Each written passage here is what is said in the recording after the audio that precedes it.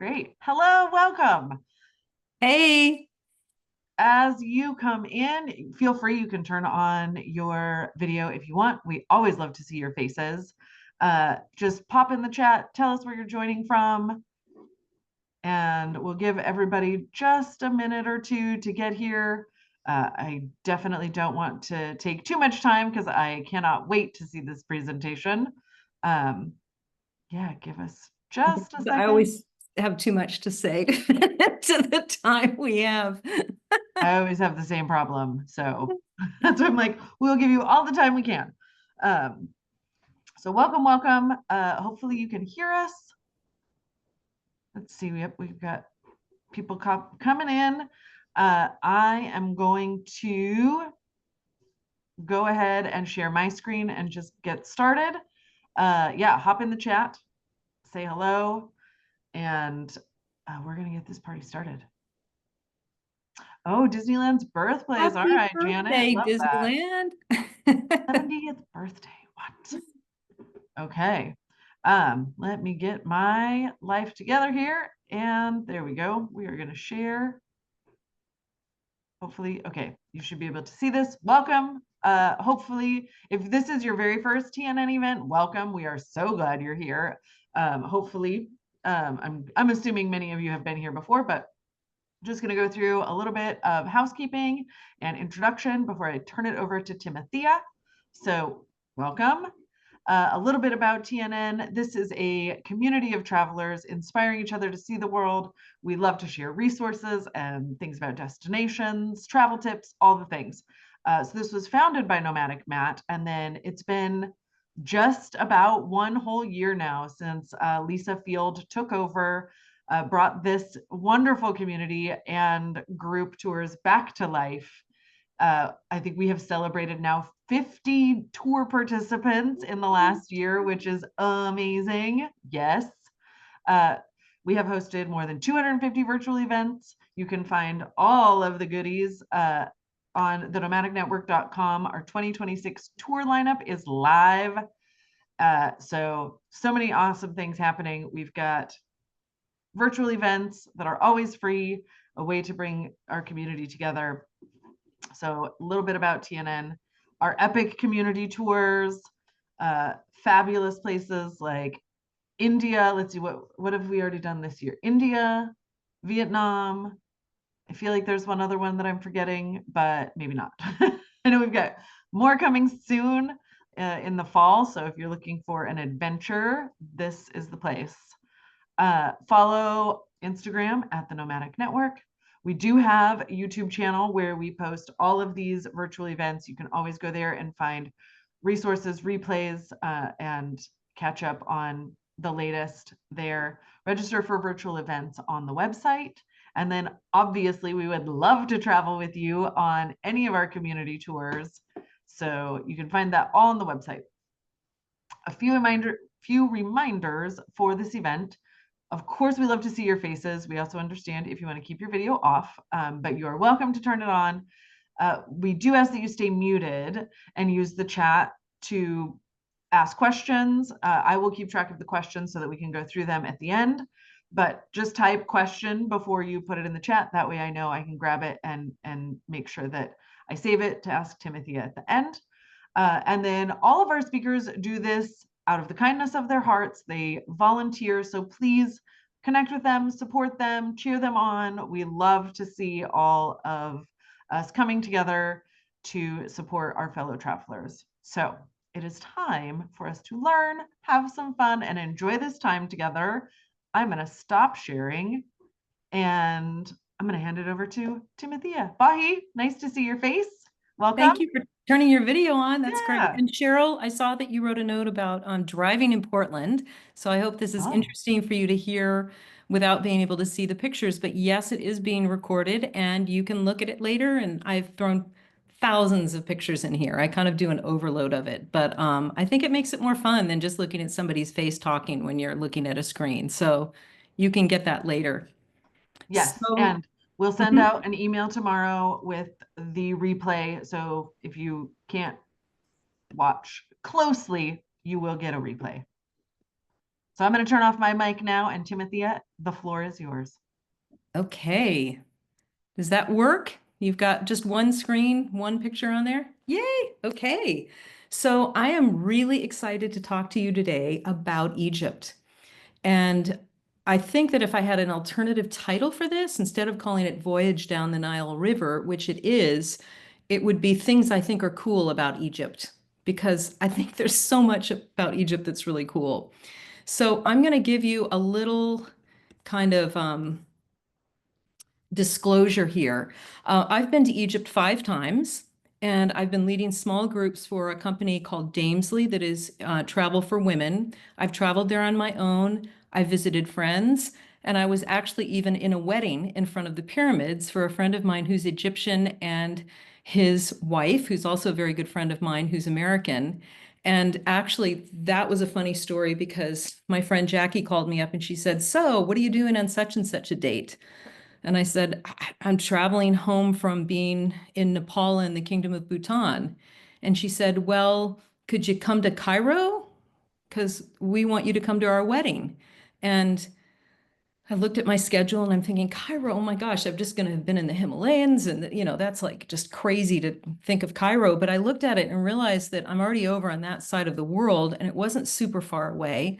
And I could get a flight to Cairo 2 days before their wedding.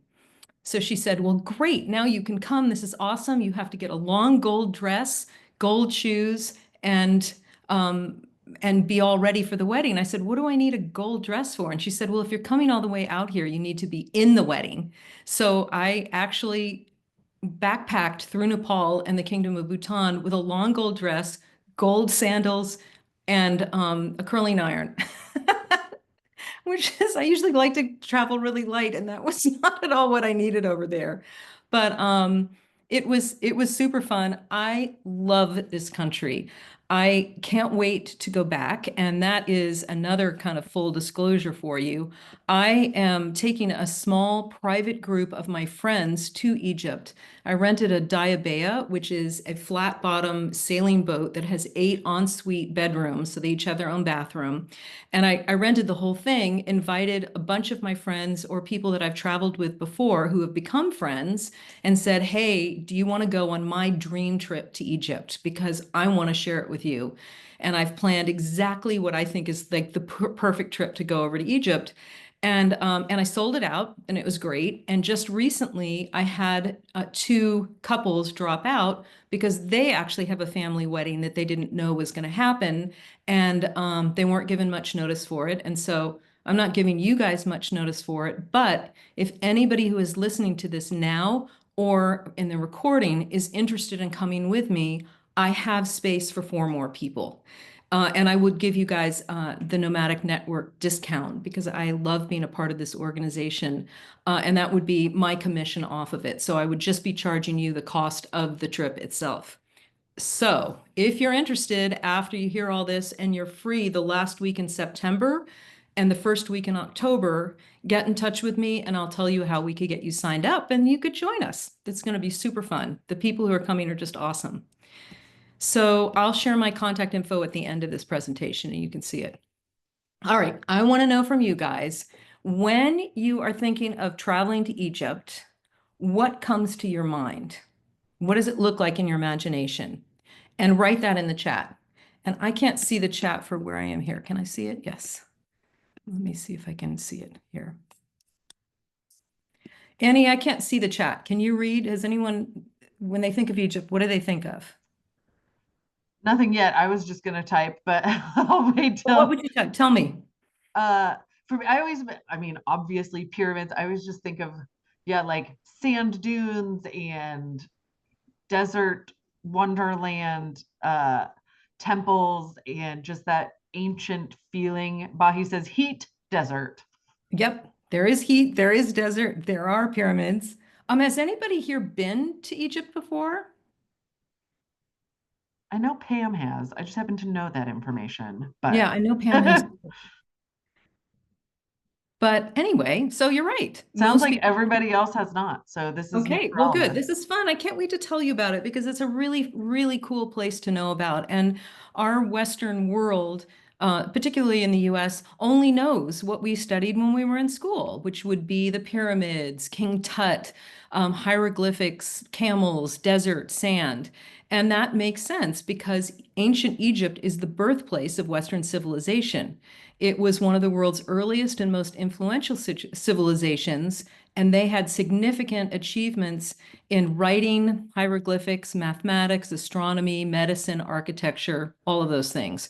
And it's pretty significant when you think about it, because if you look at a timeline of civilization, look at where the yellow arrow's pointing, that's ancient Egypt. And that's way before you have ancient India, ancient China, ancient Israel, Greece, Imperial China, the Mayan civilization. It's way, way before all of that. So I think it's really cool that they did so much so far in human history, so far back. And the fact that so many of the things that they built still exist are partially due to that very dry climate that you mentioned, where it's dry and it's hot. So things were preserved. Also, it was such a prolific, huge empire. There were so many pharaohs. There were so many people who wrote on papyrus, who did mathematics, who created things, who then had a statue made of them, that we actually have a lot of the history preserved because it was so prolific. So really, though, Egypt is a living, layered country. It's not just a destination of ruins and relics. It really shocked me when I went there because the first time I had no idea. I thought I was going to this land of sand with a lot of ancient ruins in it. And I got into Cairo, and the first thing I saw was a huge billboard with Disney advertised on it. And I didn't know when I went with my friend to the mall that I would be standing there and the Gap would be on the left of me, the Cheesecake Factory would be on the right, Gucci would be in front of me, and that was all in a mall right next to a traditional market that sold mounds of spices and incense. So Egypt has got these layers of the ancient traditions and real modern life. The architecture is also a mix of ancient, modern, Islamic, Coptic Christian. So you'll see, like in the picture that's kind of gold on the slide here, you'll see that there is an apartment building that is being built right in front of one of the huge obelisks.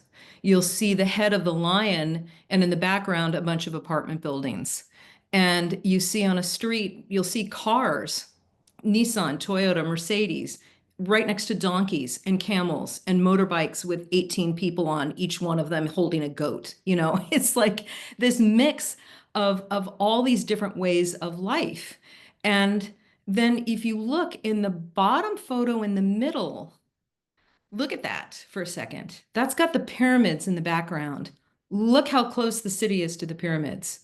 Most people think when they think of Egypt, they think of the pyramids being far out in some isolated desert, but they're not. They're right up next to civilization, and they always have been. There always was a city on the other side of the river from where the pyramids were built, because one of the reasons they were built was to increase awe and wonder in the people who saw them.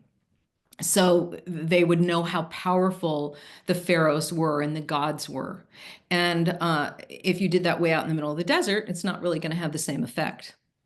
The one thing about Egypt that I think is really funny is the first time I got there, and it's a little disconcerting to see so many cars and the way that they're driving, and donkeys and camels walking horizontally across the pavement. The first thing I thought was, well, the lines that are painted in the road in Cairo are just suggestions. People are just taking them as suggestions.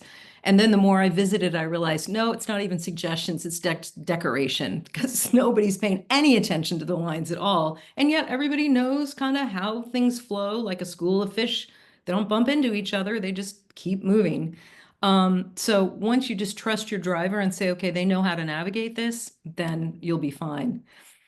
You've got a place where this tradition meets modernity, a country where ancient customs coexist with smartphones and satellite dishes. The gold statue on the left is a modern statue of an ancient deity, and that is in the airport. So when you come in, that's the first thing that greets you. And you can see it's huge. Look at the people tiny below it. And then you've got these beautiful ancient original statues all around the country. So Egypt has a lot of valuable resources also, like oil and gas, that contribute to its economy and its position in the global market. And it's also working towards further economic development. So they're growing their agriculture, tourism, and energy. So all of their sites, they're protecting really well because they realize that tourism can bring in a lot of income for them, and it's a great valuable resource that they have. Thinking about Egypt, just to kind of give you a foundation here, Egypt is one of the few countries that's in two continents. So it's in North Africa, and then the Sinai Peninsula, which you can see on the right-hand side, is in Southeast Asia. It is, if you take them both together, it's 45% larger than Texas in land mass, but its population is 115 million, which is a third of the population of the United States. So there are a lot of people living in Egypt. It borders Libya and Sudan on deserts, and then the Red Sea, the Gulf of Aqaba on the water side, the Mediterranean side, and then also on part of the Sinai Peninsula is Gaza. It is really the crossroads of continents. Its location in these two places makes it a crucial bridge between Africa, Europe, and Asia, and it always has, which is one of the reasons that it's been able to be so successful. Also, the Suez Canal, which goes through that area up through the Gulf of Aqaba up into the Mediterranean, is a vital waterway that they control. So it's a major global trade route, and because it connects these things, it also gives the country more income. And I don't know if you know this, but particularly with everything that's going on in the world today, it might be interesting to know that Egypt's a key player in Middle Eastern stability efforts.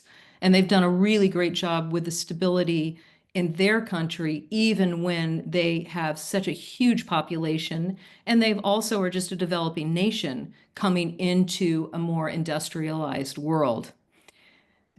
With their big population, they're the third most populous country in Africa, the 15th most populated country in the world. I didn't know this when I went to Egypt the first time. I had no idea that it was so big and that there were so many people living there. Cairo is actually the largest city in both Africa and the Arab world, and it's also one of the most densely populated urban areas. It has about 10 million people living in it. Alexandria, which is north of Cairo, has about 5.7 million, and those are the two biggest cities. And it's also the second largest economy in Africa. So I think that this kind of helps when you're thinking about the country and realizing it's not just an empty desert. There is a lot of stuff going on here. It's also really important to know that it is a country that's built around the river.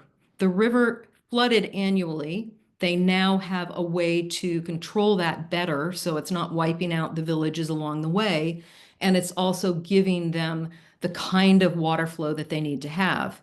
And that's one of the reasons that it's been so successful. So I have this picture here of the Nile River. It is, when it goes through Egypt up in the north, you can see it's a source of life-sustaining water to them. About 92% of Egyptians live along the Nile River. It's a clean water source, and that has allowed settlements and cities and a complex civilization to grow around it. And these floods are bringing nutrient-rich silt that's coming all the way down from the middle of Africa in Tanzania and Uganda and Kenya, all the way up through, and also Ethiopia. And it takes that silt and it spreads it out onto the land, which then they grow their crops from. So it's incredibly fertile, especially for crops like wheat and barley. And that's the thing that has allowed them to survive, because they didn't ever have the droughts, because the water is coming from an area that has a lot of rainfall in it in the middle Africa. So they've been able to have this really stable agricultural system that they're growing now. So every time I've gone, I've been able to see even more of what they've been able to do out in places that were desert. They're now actually growing agriculture because they're monitoring the flow of the Nile. And it's pretty cool. It also provides hydroelectric power. It's a means of transportation, always has been, because most of the cities and settlements are along the Nile. that's the way that people get from place to place, is going on boats. And the picture of the boat that I have here is actually the boat that I have rented for us to be able to take our trip down the Nile. They actually have other boats. A lot of trips will take them, and there's like 60 to 100 people on the boats. I like the idea of doing something instead of multiple levels. I wanted something where we really feel like we're on the Nile, and which is a smooth, fast flowing river. And it's we only have 16 people on it, so we'll be a lot smaller. Also, the Nile was really intertwined with their mythology, the idea of life coming back every single year. This is one of the things I think is cool. And because I talk about things that I think are cool, the Nile's fed by two different sources. The yellow arrow is Lake Victoria in Tanzania, Kenya, and Uganda. The blue Nile is Lake Tanya in Ethiopia. And both of those are fed by heavy rains. They're huge, massive. And when it's in Uganda, this is so cool. If you ever get a chance to go to Uganda, highly recommend that too. And you can get in touch with me and I can get you in touch with people over there that could help you with your trip. The White Nile goes through a place called Murchison Falls that's the most powerful waterfall in the world. Every single second, the equivalent of about 200 bathtubs full of water is forced through this gorge that's less than 23 feet wide and 141 feet deep. And the pressure is so great that when you stand there, you feel the ground trembling around you. And then if you go to the top part, you see in the mist, when the sunlight comes, you see these rainbows, and it's really cool. And I love looking at that and going, oh my gosh, this water that just came from the lake that I was at down in Kampala is literally going to go all the way down to the Mediterranean through Egypt, past all these sites that I think are so beautiful. Egyptians are very diverse. So if you think about it, maybe you hadn't thought about it before, Egyptians are Islamic, but there's also a huge community of Coptic Christians, some of the first original Christians in the world, and they still exist there, and they live side by side. You have Bedouin tribes in the Sinai. You've got cosmopolitan Egyptians in Cairo, and you've got Nubian communities down in the south in Aswan, from what it was an area that used to be Nubia. So they're not Egyptian, they're Nubian, but they are Egyptian citizens.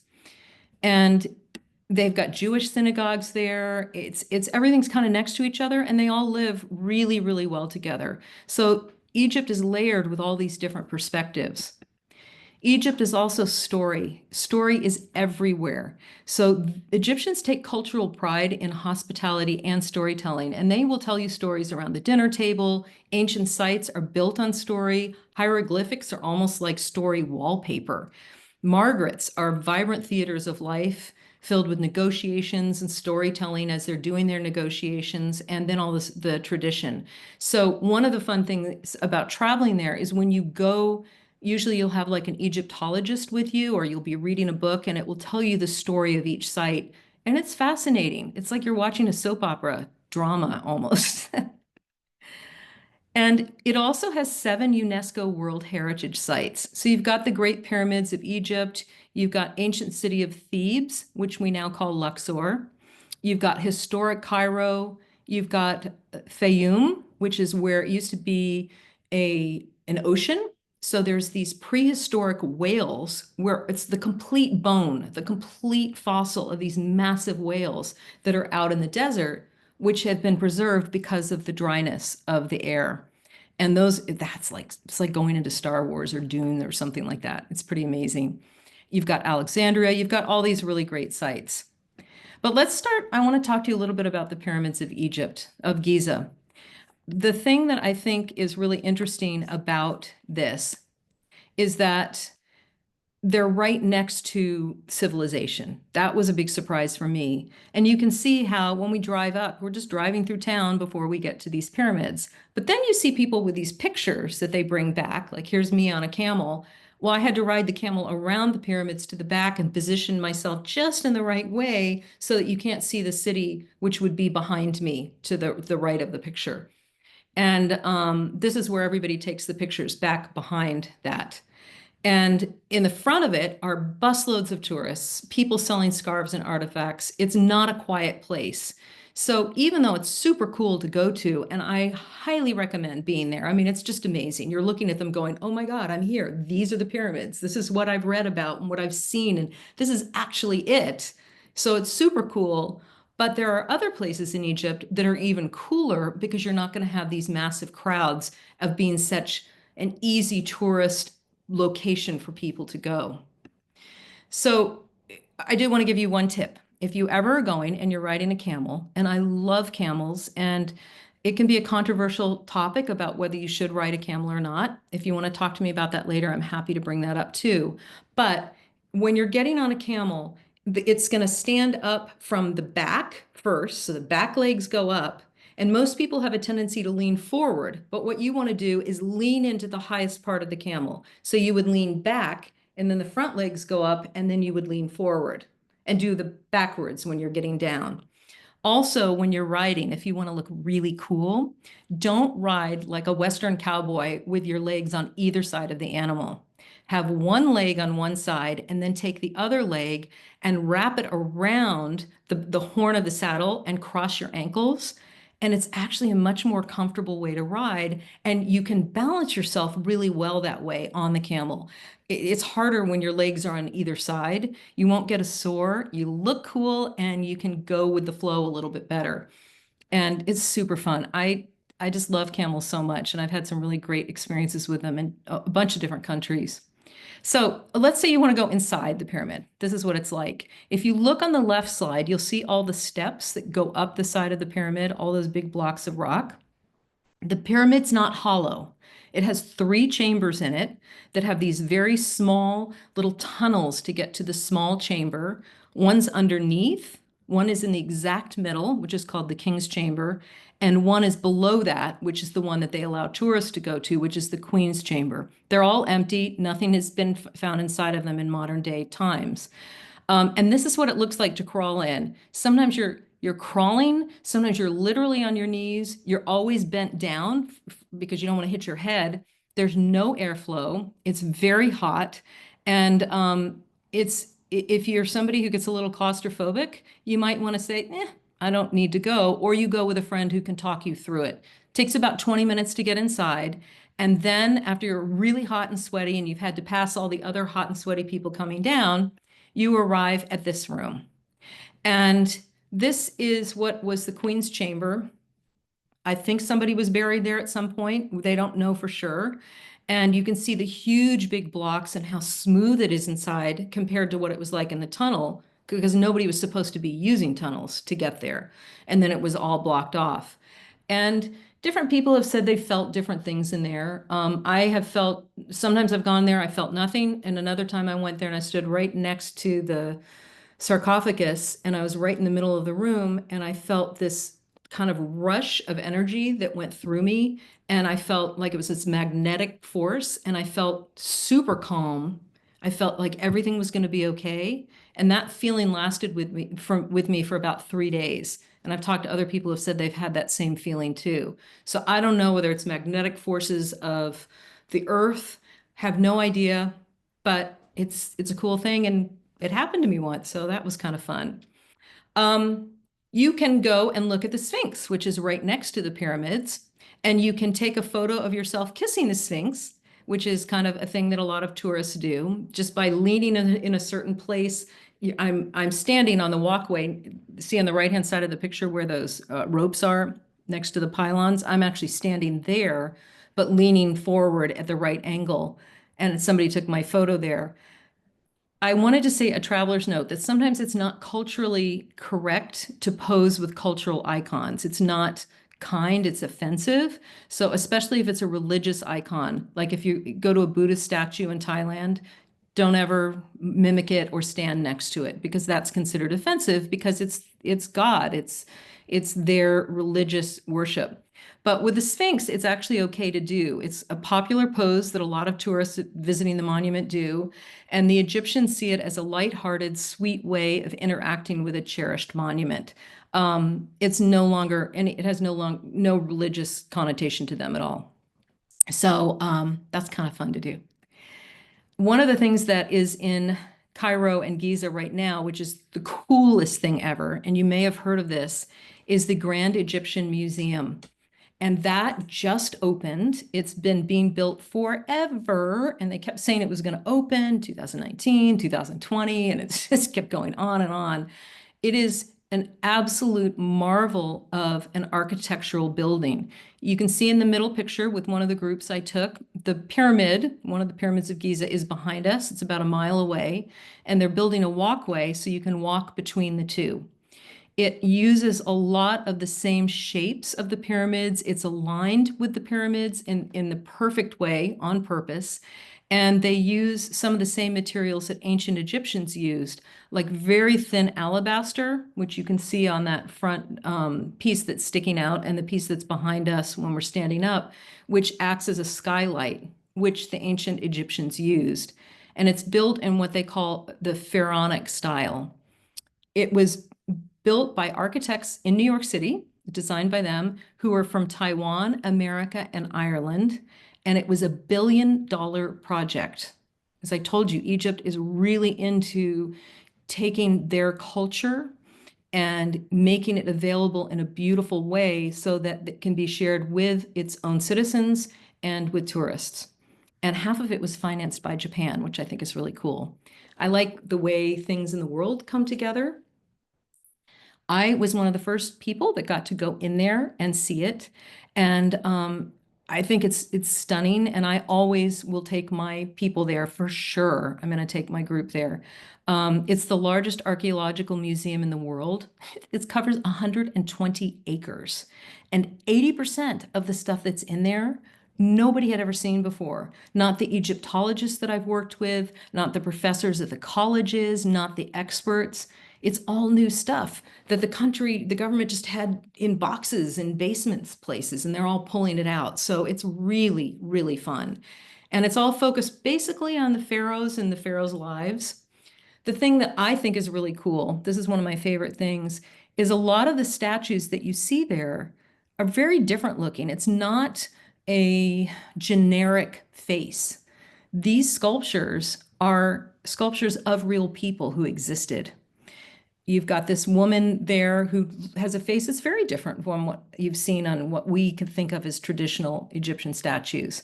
You've got a man who he's a scribe, and he looks like somebody you would see today. And the other thing I love is you look at the three pictures on the left, look at the eyes. They're using glass and they're using stone to make the eyes.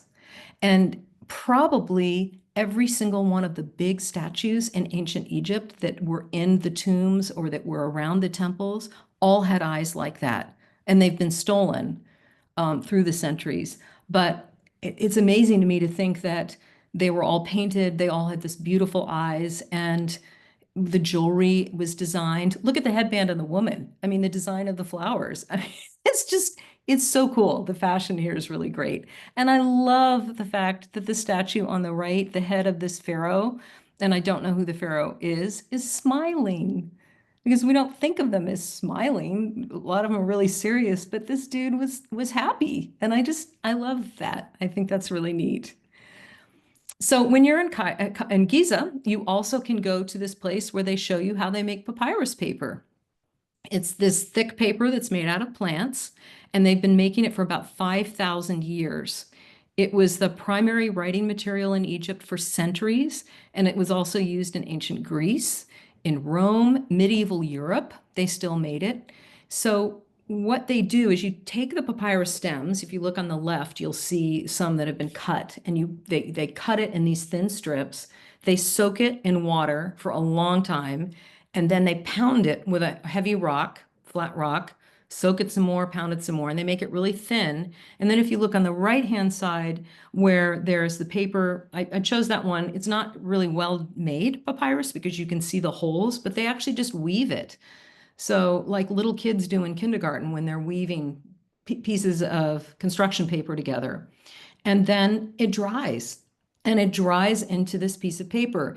And you can see the papyrus paper in the middle piece, how it has some of the yellow lines in it. You can see those are the strips. That's much better made than the one on the right. The other thing that you can do when you're there is you can go to an essential oil place, because Egyptians are renowned for their perfumes and their essential oils. And they sell essential oils more than they sell perfume. They sell the oils to companies that make perfume, but the Egyptian people use the oils because it doesn't have alcohol in it and it lasts a lot longer and the smell is really fresh. They've said that when they've opened up certain tombs or mummies through the years that had this perfume on them, that they could still smell part of it and it smelled good. They've been using these aromatic oils for like as early as 4,500 BC. So we're talking almost 6,000, 7,000 years. And they made it from a lot of different sources. So one of the some ones that they used a long, long time ago in ancient Egypt was aniseed, cedar, onion, myrrh, and grapes. And they would put those all together. Um, you can go and you can buy them. You can go to places where you get to smell them all, and you can see what they smelled like. So another one that is very popular now is made from a turpentine resin. So from the sap from the trees, saffron, raisins, cinnamon. This probably smells very yummy. Wine, myrrh, honey, and that's one that's very popular with Egyptians to wear now. There's so many fun fragrances: neroli, frankincense, myrrh, jasmine, sandalwood, peppermint, rose, geranium. And most of these things are sourced from the Nile Valley because they're able to grow almost anything there because of the weather and the silt. If you like to shop, you can go to Cairo's medieval open air bazaar that's very famous. And these photos show what it looks like. It's just packed with stuff. It's like walking into Aladdin's treasure chest. You've got handcrafted silver jewelry. You've got perfumes and the oils, these mountains of spices, papyrus scrolls with Egyptian scenes on them, scarabs, that little blue thing in the bottom right-hand corner. That's an amulet shaped like a beetle that symbolizes protection and luck. And those are all over Egypt, and people will give them to you as a gift. They're really fun when you go because they're not very expensive, and you can bargain for them and get handfuls, and then you can give them to your friends when you come back as a little thing to say, keep this with you because I want you to be protected and have good luck. There's Egyptian clothing, leather products, musical instruments, things made out of copper, hand-woven carpets, colorful scarves, mother of pearl boxes that are inlaid, and alabaster bowls, traditional pottery from Fayum, near where the whale bones are. And a quick note, if you want to know how to haggle like a local when you go there, I've mentioned this when I was talking about Morocco, and it's the same thing. They'll give you a price, and you look at it and you go, that's too much. How about, and you give them half the price. And you might feel as an American, ooh, that's like so disrespectful. And they may act really offended, like, oh, no, that's not, go away. I don't want you. But it's part of the game. And this is the way they sell things, especially in bazaars and street markets. So then you would say, well, what do you think? And they'll come back with something else. And then you say lower. And then if finally you get it and you pay them. Don't ever carry big bills with you. Always take little ones, because if they see you pull out a 20 and you were saying, I'll only spend 5, they're going to go, no, I see you have a 20. Give me the 20. So you just carry a lot of small bills and say, this is what I have. Do you want it? And most of the time you'll get it, and you'll get it a nice deal. And I think that it's fun to think of when you're looking at the things that you're buying. There may be like a little scratch in the scarab, or it just might not be exactly perfect.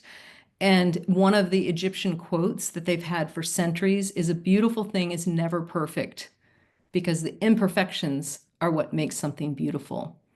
And I like that when I'm looking in the mirror to remind myself, this is what makes me look beautiful, all these imperfections. Okay, I want to share with you, how are we doing in time? Ooh, okay, I gotta keep going fast.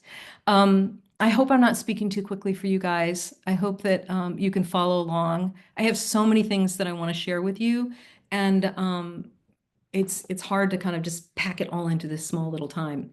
Egyptian food to me is comfort food. So you have this fluffy pita, that's the aish, on the left-hand side, that has bran flakes on it, and it's eaten daily. It's eaten with like every meal by most of the people in Egypt. The word for bread in Egyptian, aish, also means life, which shows the importance of bread in their culture and in their eating. Fool, which is in the middle. Love this. It's a fava bean stew, and it's vegetarian, vegan actually. Absolutely delicious. They eat it for breakfast. They'll have it for a snack. It's really hearty and incredibly delicious. Koshari is a weird to, as an American, it's weird to me when I think about it, but then when I eat it, it's like, oh no, this is really good. It's rice, macaroni, lentils, chickpeas, and it's topped with a spicy tomato sauce and fried onions. When I say spicy, it has a nice spicy flavor, but not hot. Egyptian food is not spicy hot. It's not like some Indian food or even some Mexican food in the US. It's not hot like that. You have falafels, which you're going to have in a lot of Mediterranean and Arab countries, but Egyptian falafels are different because they're made with fava beans instead of chickpeas, and that makes them fluffier. They're popular as a street food and a breakfast staple, and they're delicious. And now that I've had them with fava beans, when I go home, I make them with fava beans and not chickpeas because I think they're better. And then you've got kofta and kebabs, which is lamb, chicken, beef, duck, quail, goose. They will eat fish on the towns that are next to the ocean. And then you've got this kunafa cheese pastry, and I will tell you about spiced coffee in just a little bit. So if you were to go to Egypt, most likely you would look where the blue arrow is and you would fly into Cairo. And then if you wanted to go on a trip on the Nile flows from the south to the north, which is a little different for us to think about because it's different from what happens in our country. So you would start at Abu Simbel in Aswan, which is where the pink arrow is. And then you would take a boat trip up to probably where the green arrow is, which is Luxor, ancient Thebes. And that's where you're going to see the main tourist attractions, the main temples, the main really cool sites. If you were to drive from Cairo, the blue arrow, to the pink arrow, it would take you about 10 and a half hours. If you were to fly, it's an hour and a half. So I'd say 90% of tourists fly down there and then they get on a boat and then they go back up. Some of them just fly to Luxor, see the things there, and they skip Abu Simbel. But I think if you're going to go all the way over there, you should see it all because it's pretty awesome. So Abu Simbel and Philae Temple are these beautiful temples.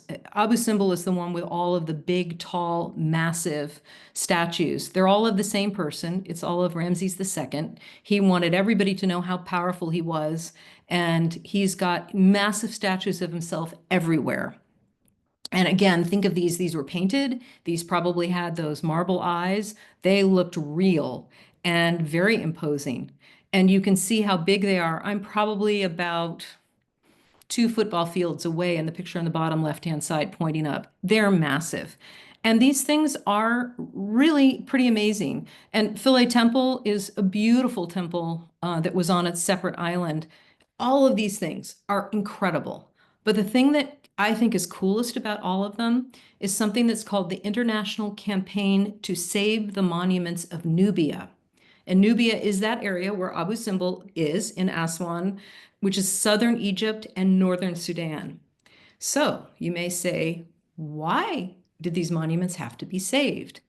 And the reason is because Anwar Sadat built this huge dam to dam up the Nile so that they can control the flooding, so that they wouldn't flood out these villages, so that they could provide increased water storage for irrigation so that it always could be a natural flow to give the farmers what they needed, and to generate hydroelectricity.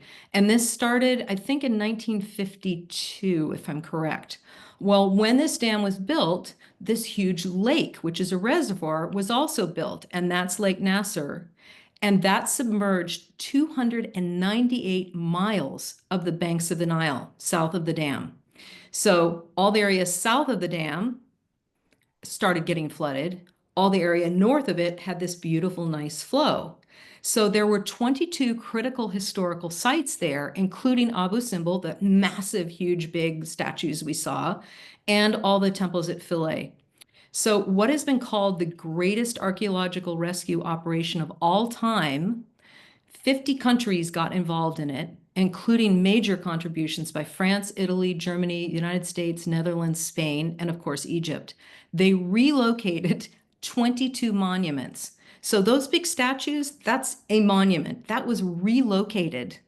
And it was relocated between 1960 and 1980 because they were all getting flooded by this lake. They were all going to be completely underwater. And in fact, as they were doing this, many of them started being underwater, like half of it underwater. And you can see way, way high up above your head, you can see these holes that are kind of cut or drilled into the corners of some of these monuments. And that's where the fishermen tied their boats up when these monuments were underwater. So the fact that they relocated this, you can see they cut them with precision. They figured out exactly how to move all this and rebuild them and reconstruct them, almost like Legos they were putting together. And they put them in locations that were up higher. To me, that's almost more impressive than actually the monument itself. So the other thing that's cool about this is what created the system of the UNESCO World Heritage Sites, because they said, well, these are important for us to save. What else is there important for us to save in the world? So down in this area also, you can visit with the Nubians, because this southern Egypt is the land of the Nubians. And Nubians are an indigenous ethnic group from the Nile who can trace their origins back to the ancient inhabitants of the central Nile Valley. They're not the ancient Egyptians, but ancient Nubia was such a powerful civilization with its own distinct culture that sometimes they were ruling over ancient Egypt. So they were known for their gold, their trade. They played a significant role in the history of the Nile Valley, and they still live there. So you can go and you can visit their homes, which they open up to tourists. They love sharing their culture. And as you can see, they have pet crocodiles in their homes. The little one that I'm holding is a baby. The one that's down on the ground is about 6.5 feet long. And that's in its own little pit that they have in their house. And they have supposedly tamed them. Supposedly, if you want to marry a woman in a Nubian culture, you have to, from a traditional standpoint, you'd have to go into the Nile and catch a crocodile and present it to her family. They're tied to the god Sobek, who symbolizes the river's power and life-giving nature in ancient cultures. So they have a lot of crocodile heads and stuffed crocodiles around to keep the blessings in the house and represent their connection to the past. But here's what I told you I was going to tell you about: the Nubian spiced coffee. Oh my gosh, this is the original dirty chai. So the Nubians would get Ethiopian coffee beans that came down the Nile, and they would roast it over an open fire with cardamom, cinnamon, and ginger, and the smoky coffee flavor, and then grind it up and soak it with hot water and then serve it to you. I love this. I love dirty chais anyway. And this is my favorite aspect of their culture. And of course, on my trips, I have to take everybody here and try this because I think it's so incredibly fun. And it's lovely to be sitting next to the banks of the Nile doing this. The other thing that I love to do is go floating in a hot air balloon at sunrise in the Valley of Kings in Luxor. And it is absolutely a stunning, beautiful, safe. They don't go up. If 1% conditions, if it's off by 1% with the temperature and wind, they don't take them up. So you know if you're going up that they've said everything's perfect. About 20 to 40 people in the basket. It's a 40-minute ride, and it is literally one of the most magical, stunning things that I've ever done. And you go over what's called the Valley of the Kings. Let me see my time. Oops, I got to go really fast. The Valley of the Kings is where it's about 500 years of them burying pharaohs and powerful nobles in these tombs that they cut into the rock. If you look at the left-hand side of the slide, that's a natural pyramid in the mountain, which is why they felt like it was okay for them to bury in this one spot. And there's probably about 63 tombs that they know of. They think they have them all, but then they just discovered another one. So if you look at the picture on the top in the middle, that shows you what the entrances are like to go into these tombs.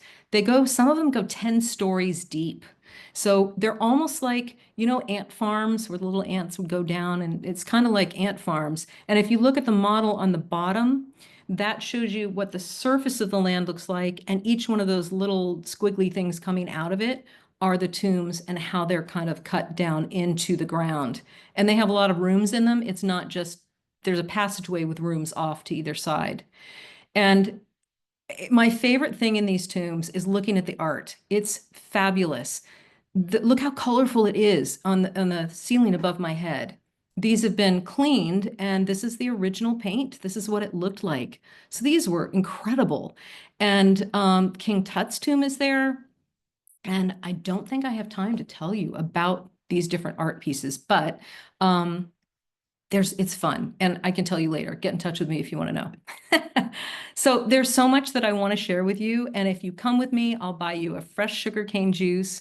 I can show you all these incredible sites, some of my favorite things that I've discovered when I've been looking around. And that's why I'm inviting you to join me in Egypt this September and October on my private diabea with my friends. And and it's guys and girls. Just like the nomadic network trips, which I actually look forward to leading some of those trips too. It will be really fun. And I just want you to know that if you are interested, please scan this QR code.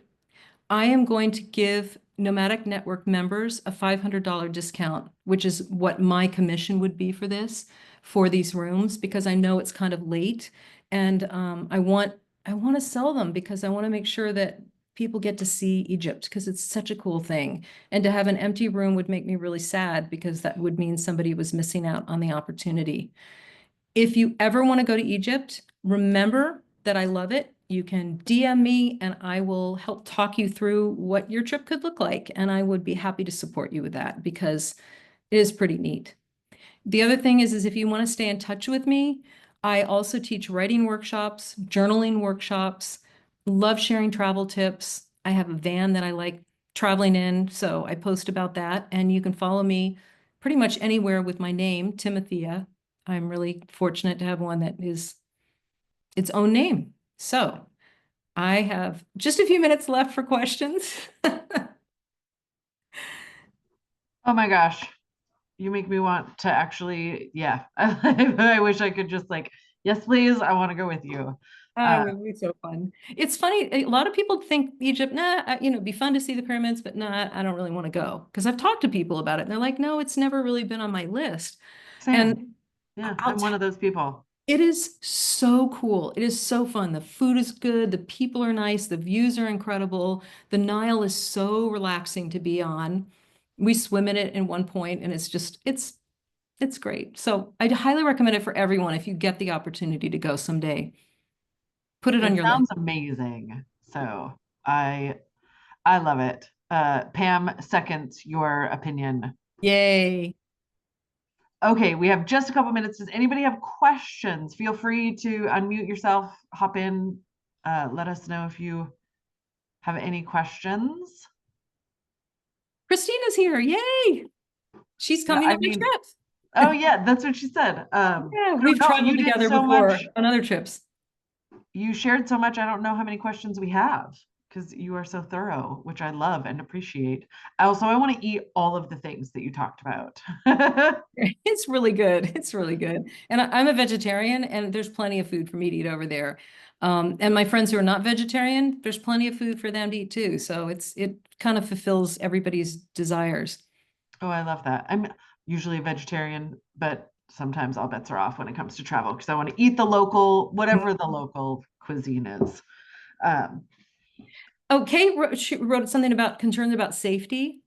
Um, I could talk more about that, but Egypt's really safe right now. You might not think so, but it's far away from all of the things that are having problems. There are certain places in Egypt that you shouldn't go, and if you look at what the State Department says, they're saying reconsider travel, but that's because you don't want to go near Sudan, you don't want to go near Gaza, but those aren't any of the places where Egypt is. If you remember, it's larger, 43% larger than the state of Texas. So it would kind of be like saying you don't want to go to the Panhandle, but it's totally fine to go down to Dallas. I mean, they're really far away. I always check with my friends who live there and say, how is everything? And they will tell me the truth. and say, right now they say it feels really calm and peaceful. I have some other friends who are trip leaders that just brought a group back 4 days ago, said it was a fabulous trip, that they felt safe the whole time. And remember, Egyptians want to protect their monuments. They want to protect their art. So they're going to be really careful about making sure that it's a safe place for tourists and that the art and these monuments are protected. The other thing is, in traveling in Islamic countries, I have felt safer as a woman than I do in the United States, because it is really taboo for a man to make a woman feel uncomfortable. I've been told by my Egyptian friends, the guys, that, oh, hey, if even a guy whistled at a woman, he would get the crap beat out of him by all the other men around him, because you don't do that. You do not disrespect women. And I feel very safe. The only thing that's kind of annoying sometimes are the people who are trying to sell you things that are coming up. They're like a bunch of mosquitoes. Buy this, come over here. And I've shared this before, but if you hold up your phone, and my phone is my little boba case, you hold up your phone and make it look like you are videotaping what's going on around you. Like, hey, I'm a tourist, I'm going to videotape things. They back off and cut it down to like 10%. Like, hey, would you be interested in this? Okay. And then they move somewhere else, because they don't want to have that. They just don't want to be caught on tape being so aggressive that way with tourists. But Um, and the trips that I take, and that if you go with a group, they're going to be going with local guides. You're not going to be going into areas that maybe wouldn't be as safe, but you're safe there. It's a good place to be. I love I hope that helps a little bit. that. Yes, and we have one other question from Patricia's asking whether, like, as far as affordability, is it expensive, affordable, kind of what can you expect? There, if you go by yourself, you can stay in places that are less expensive than like some of the group trips. My trip is going to be more expensive because I'm renting this private boat. But to put it into perspective, the itinerary I have is very similar to what National Geographic has for the same amount of time. I have a few extra things that they don't have on theirs. I don't have a National Geographic guide, but I know as much as a National Geographic guide does know, and mine is about half the cost or less than half the cost. So it just depends. Like, I think if you want to go to Egypt, you find out what your budget is, and then you could figure out a trip that would work for you. Either stay less time or stay in not a really expensive hotel. But compared to other places you could go in the world, like going to Singapore or something, it's like a quarter of the price for Okay, an expensive hotel. I mean, it's not outrageous at all. And you also can get people to be a driver for you at a really low rate. And good to then you would know. have somebody taking you where you needed to go. Like the Okay, airfare from Cairo down to Luxor is like $89. So it's pretty cheap. okay. And then one final question, and then we'll wrap it up.